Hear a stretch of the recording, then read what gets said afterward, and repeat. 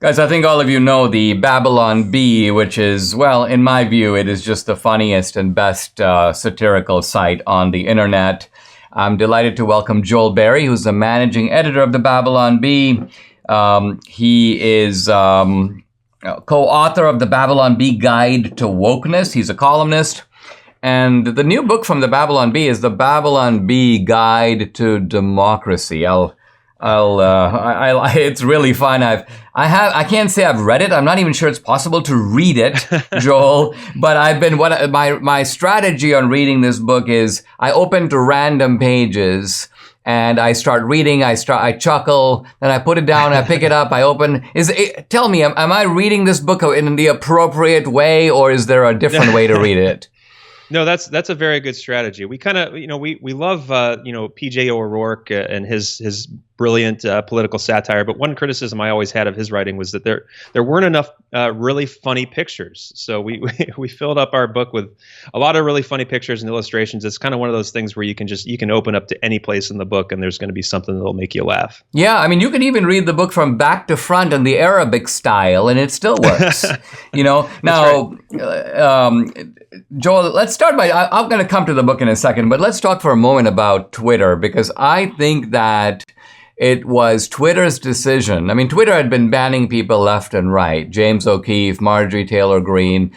But when Twitter banned you guys, it seemed almost like a bridge too far, because it was like, how crazy is that? You got a satirical site, and I think it seems to have been a significant factor in Elon Musk deciding enough is enough. I'm going to actually buy this platform and rescue it from these lunatics who are running it. I mean, is that how you guys see it? Yeah, well, the Lord works in mysterious ways, right? It's been quite a wild several months. I don't know if it was the full motivation. I think there were a lot of things that played into what Elon did. I think maybe the Babylon Bee had a hand in it. But I think a lot of people were shocked when we got banned, because it's one thing to ban a political pundit or someone who is in Twitter's mind spreading disinformation. But when you're censoring comedians and people just telling jokes, I don't care what side of the aisle you're on. I think that's jarring to a lot of people, and I think the same for Elon. So I'm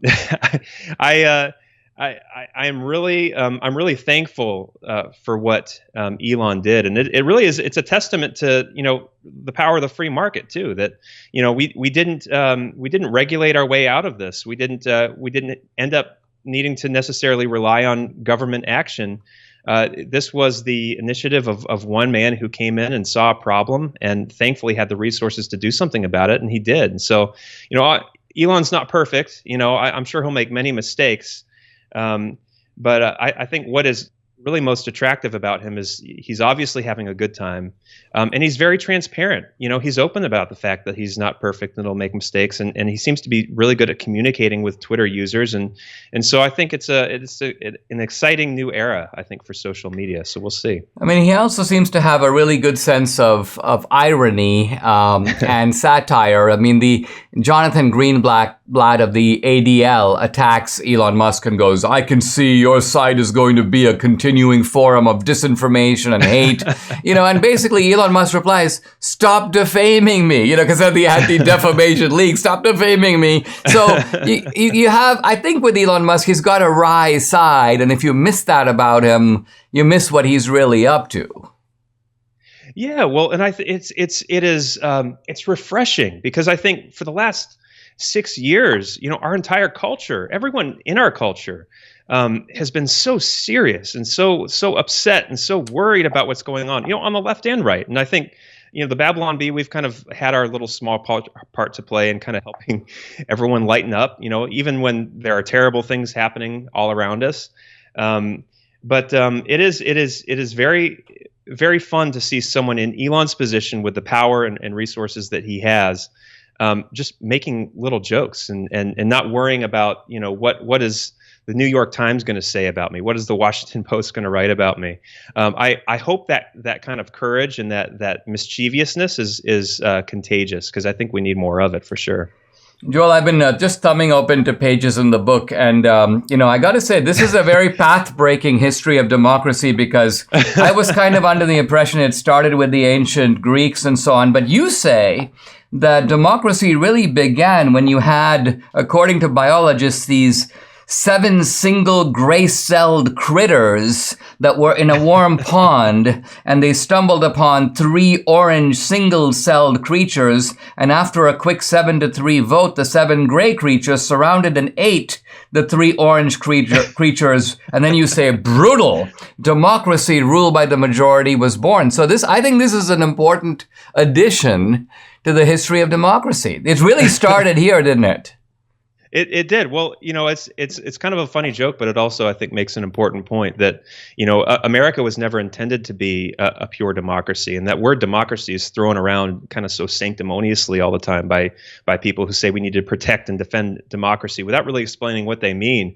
But our country was founded specifically to protect against democracy, which is really just the tyranny of the majority. When you have, 51% voting against the other 49 and disenfranchising that 49%, that's tyranny. And so our book kind of humorously talks about some of the checks and balances that were put in place to defend against that, and then how those checks and balances fall apart when corrupt people get involved, and hilarity ensues. Now, on the same page, you then acknowledge the role of ancient Greece, but you point out that in ancient Greek democracy, only men could vote.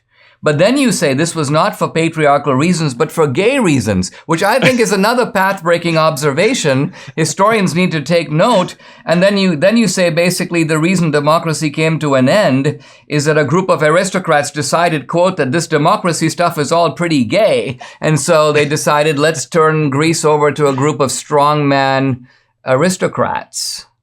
Yeah, that's kind of the endless cycle that we see all throughout history. You see, kind of the republic becoming the democracy, becoming the tyranny of the strongman, and you see some of those tendencies in the U.S. today. I think that there is, as we see the corruption in our government, and we see government not working as it should, and our representatives not representing us.